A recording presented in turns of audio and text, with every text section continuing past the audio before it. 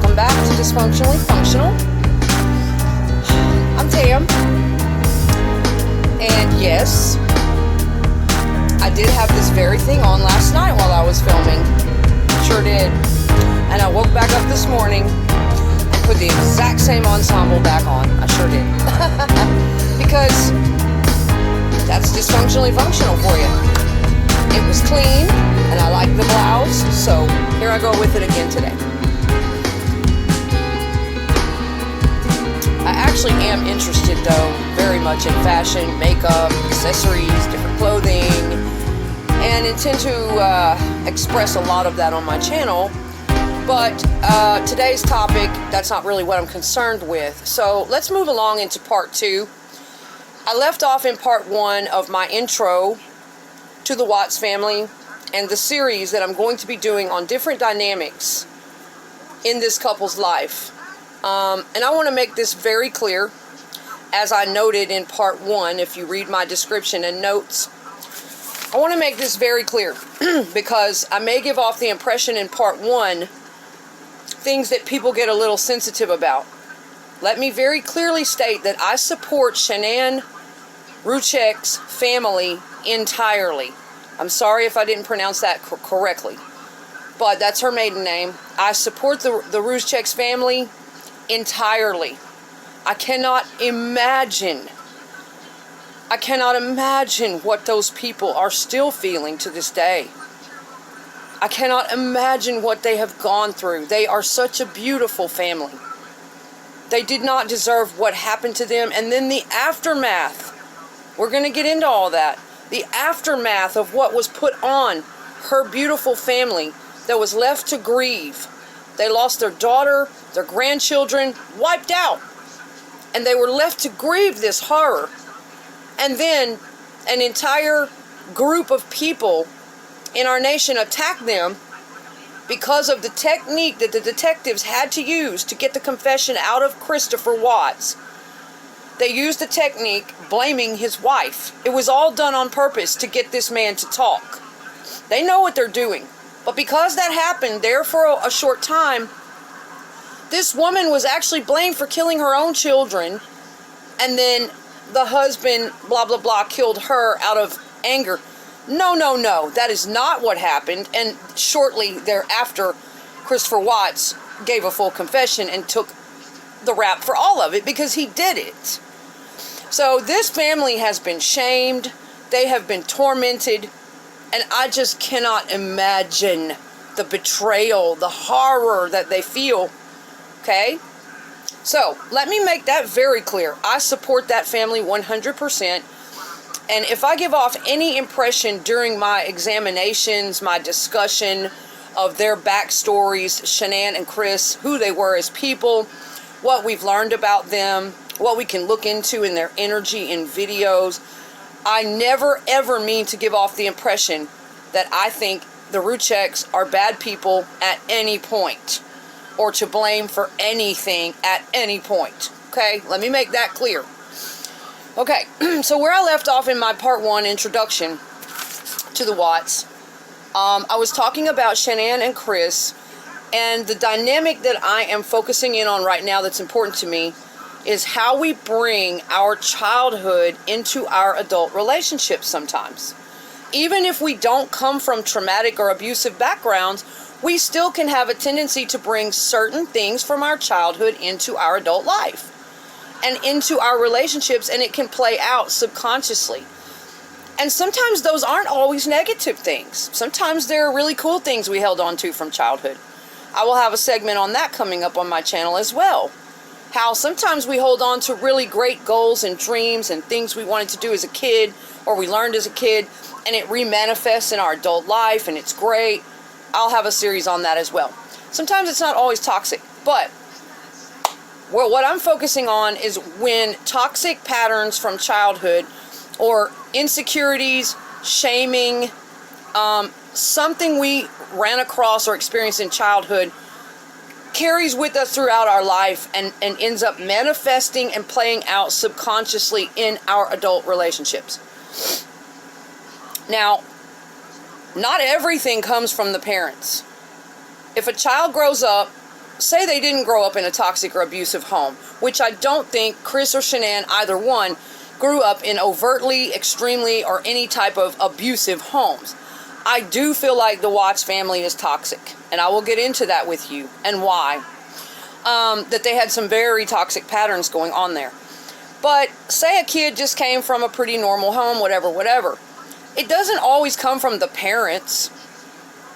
The insecurity a child may develop in childhood, the shyness, emotionally remote, not feeling good about themselves. Perhaps there's bullying at school. Perhaps some kind of shaming event happened with friends. Perhaps they weren't accepted socially as children. Some event outside of the parents and family home could happen to a child, even just once in childhood, that they carry with them the rest of their life. Therefore, it sets forth a pattern in them of doing things a certain way based on that childhood event that they never really got to fully express or talk about or resolve in themselves. They just kind of stuffed it down, ignored it, moved on, went on with life, and it can manifest. It's always kind of back there, okay? So I like to get into the details of even the smallest things, how we can carry those things with us, and we don't even know it.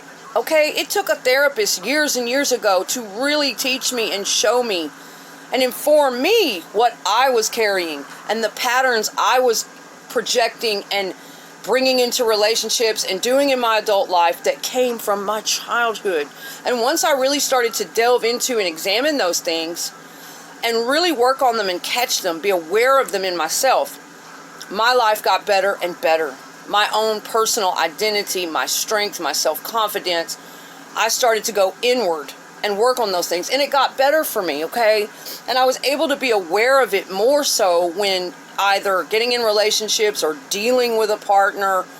We have to be aware of these things, okay? So where I left off in part 1, I talked about how I did feel like, from all the facts, evidence, taking in the energies of these people, studying this hardcore, clearly, I feel like both Shanann and Chris had something inside of them that really wanted to please, that really wanted validation, okay?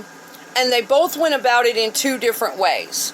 Now, like I say, it doesn't always come from your parents, but something back in the childhoods, there is information that Shanann was bullied at school. So something set forth some type of insecurities in her. And I did speak on the information that her father, this information, I'm trying to remember the exact book this came from. This was about her early life, where she worked, what she went through. And even if her father was an alcoholic for a while, what family doesn't have some issues to overcome occasionally? It's also clear that Christopher Watts' father had a problem with cocaine for about a year or so.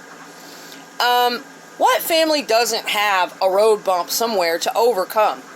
And you know, sometimes it can be a loving, open, accepting family, and it could be that one of the parents worked too much, had to work hard to support the family and was away too much.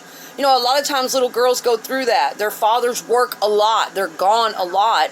It's not that they're not loving fathers. They just have to work to provide for the family, and can be, you know, it can create something in the child, though, that wasn't necessarily abusive or meant any harm by the parent, but it still can create that in the child.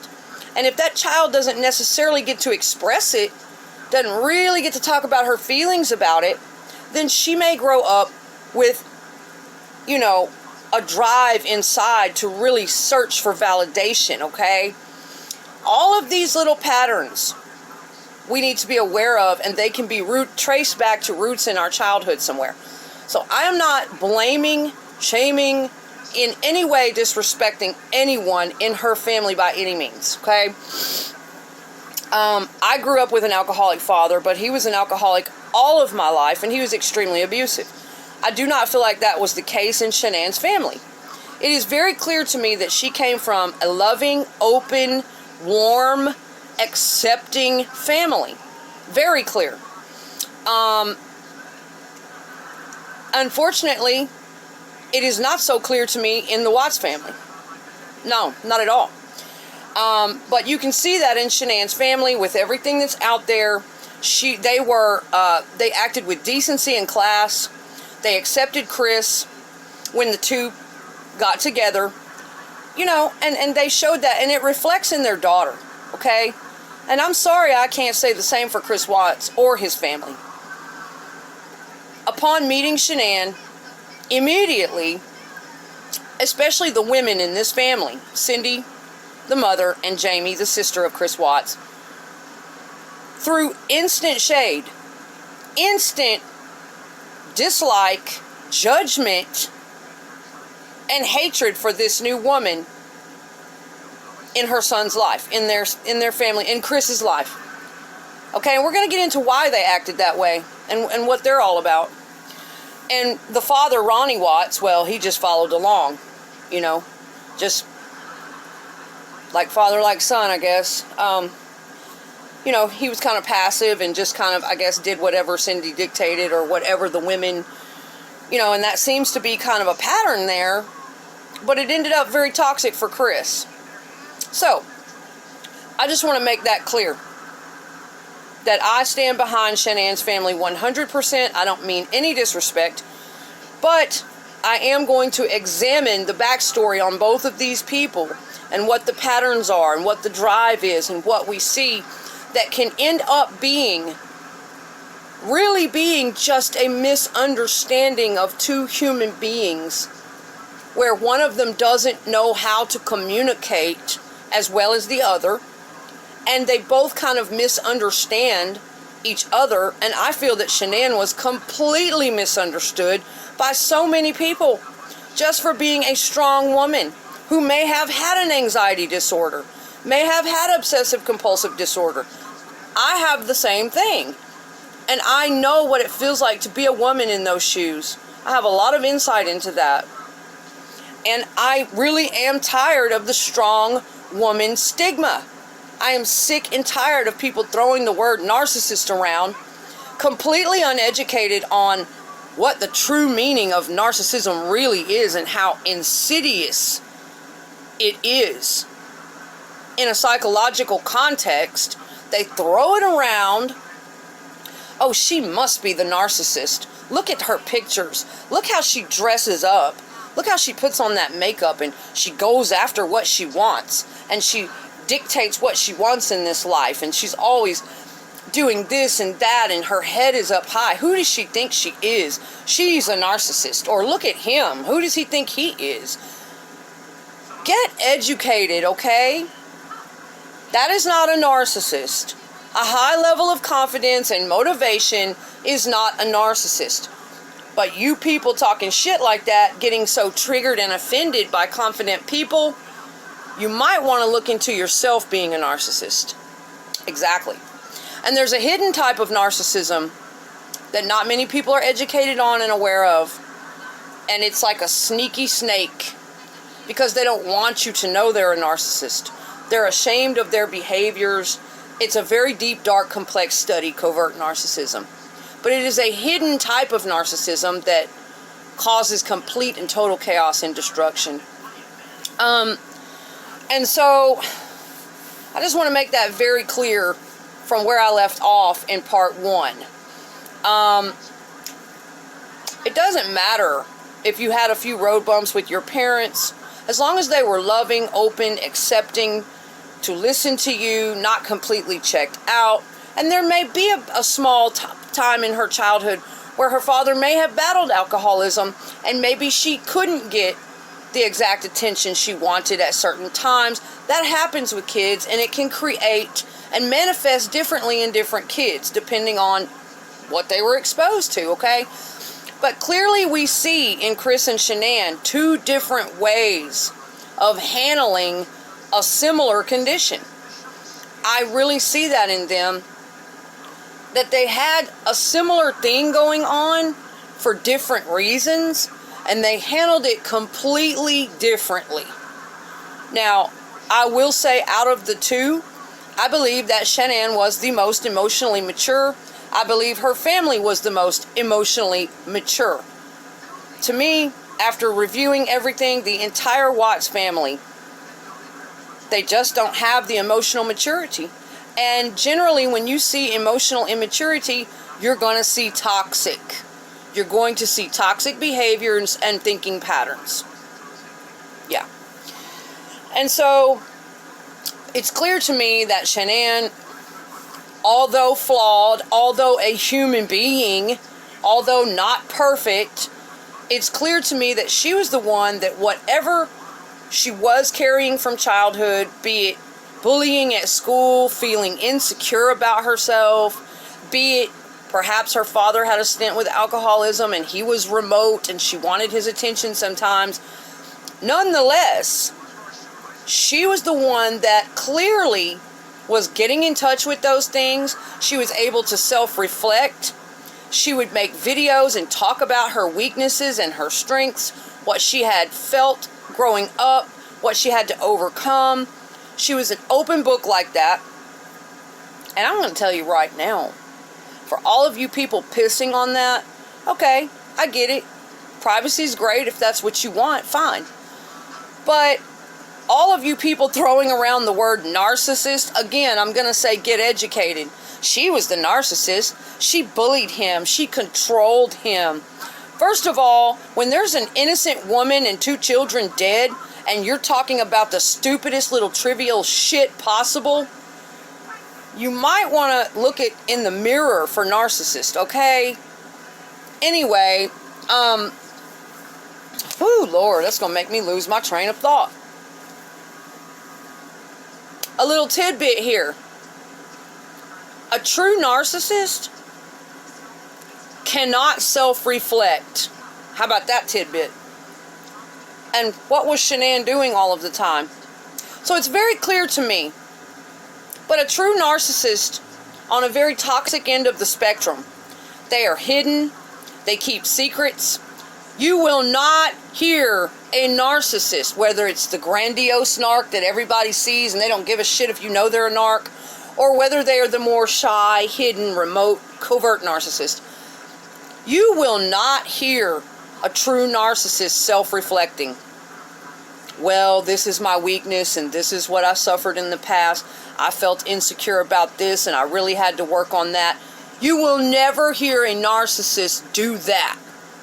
They can't. They won't. They are not self-reflective, and we will get into why later on the channel.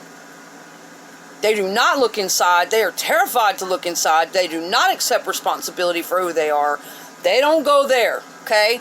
So those are some little tidbits so you can really tell who is not toxically narcissistic on a toxic end of the spectrum, who just has a high level of self-confidence. When you see a person self-reflecting like Shanann did,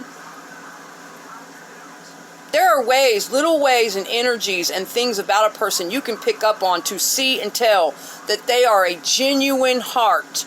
And she was. I don't give a damn how high that head was in the air. I don't give a damn what kind of money and extravagance and taste that she had.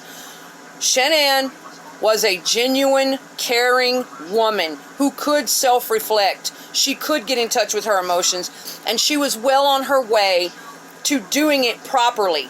Now, I do believe that because of whatever she had been carrying all of her life, whatever feelings of insecurity, maybe anxiety, maybe some of her anxiety and OCD was genetic, mine was, and because of my childhood, mine became even worse, okay? And it manifests itself in different ways. Whatever she was carrying and all that, she turned it into a drive to succeed. She didn't necessarily seek out people to grab onto and find her identity inside of them, like a covert narcissist. She didn't necessarily try to attach herself to an idea of overly pleasing a person instead of seeing them for who they are and really being present with the person. No, she was on the right track as far as turning inward, really examining herself, her weaknesses, her strengths, her insecurities, and really building on to her strong sense of identity. And And she really wanted to be successful. She wanted that validation, and she was trying to give it to herself, which is a positive, healthy thing to do. That's what you're supposed to do. Okay. But I do believe that in her journey to do that, that she was blinded to what her husband really was and what was going on with him. I believe she was blinded by her love, her hope, her determination, and in trying to validate herself as a woman and really work on those things. She wanted to do that for herself, but also for her daughters. She wanted to be a great example of a woman for them. She wanted to cover all the bases. She wanted to be a wonderful mother, and she was. She wanted to be the best wife, and she was. But she also was juggling career and really trying to work all of these things out within herself. Meanwhile, the emotionally immature Chris Watts, okay, his was manifesting in a different way, a very toxic way. Now, I'm not saying Shanann was perfect, okay, but Chris Watts, his issues were manifesting in a different way. He also had this need for validation, need to please, need to be accepted, need to be admired, but his manifested differently. He didn't necessarily, he was not an open book. He did not seem self-reflective. He was emotionally remote. He stored a lot of things. The guy had issues, okay? So we're looking at two different people with similar problems, similar issues here, but no real ability to communicate or see these patterns and kind of understand them for what they are. And in her, she's literally trying to open more, learn more, grow more, build herself more, love her husband more, be open, and he getting more and more remote with this, more and more hatred towards his wife, resentment towards his wife, secrets from his wife, okay? And his need to please went in a different direction where it took him over the edge, where he could never stand up and say what he felt. I mean, just very, very toxic, okay? And we're going to get more into these two people and the different dynamics of what was going on. But I just wanted to make that very clear. I mean, no disrespect to her family. I support them 100%. I do believe that this was a senseless, brutal event that never should have happened. And there's no amount of justice in this world that can ever make up for it. Now, I do want to say quickly before I have to clip the video,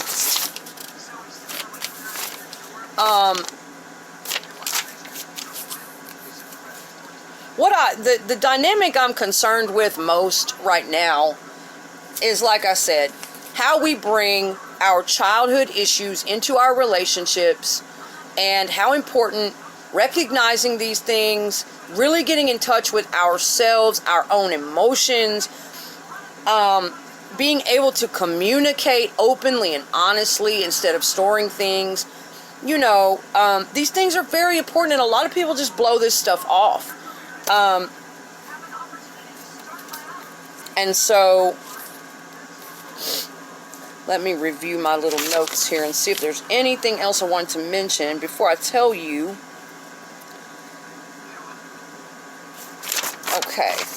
Okay, guys, to go along with this, I'll tell you where I'm getting some of my information. I do weed out and really try to research and use the most credible sources possible.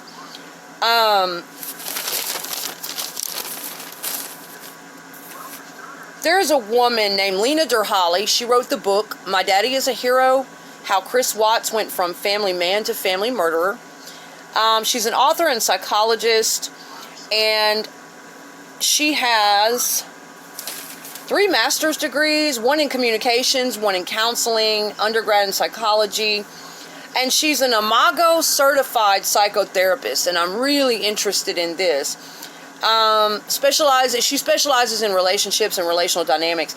The Imago is a relational theory It's a way to work with people in relationships using a lot of communication skills, conflict resolution, and looking at some of their childhood baggage and unmet needs that they are bringing into their current relationships, okay?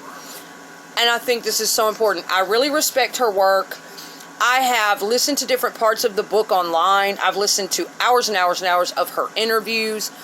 I'm really fond of Mr. Holly. I want to get the book and read it entirely. She gives an excellent breakdown on the spectrum of narcissism, sociopathy, psychopathy. In her book, she really helps us to learn some things while examining this case at the same time. Very helpful book. So, this is pretty much where I'm at and something I'm very passionate about. I do come from a very traumatic background. I have personal reasons for a lot of this, and I think it is very important due to some of my own toxic relationships in the past, the things that I've suffered through and had to overcome. I care very deeply about people and spreading knowledge and information, and I just think that there are so many misunderstandings, real misunderstandings that go on in relationships where couples could literally be saved if they would communicate better, okay? And from what I see of this couple, Chris Watts just couldn't do that, and he blamed it on his wife. And I know the covert narcissistic type. Now look, I'm not a doctor, I'm not a professional, but I have a long history with narcissism in my family, in people growing up, in relationships. I've studied off and on for over 20 years on all of these things, and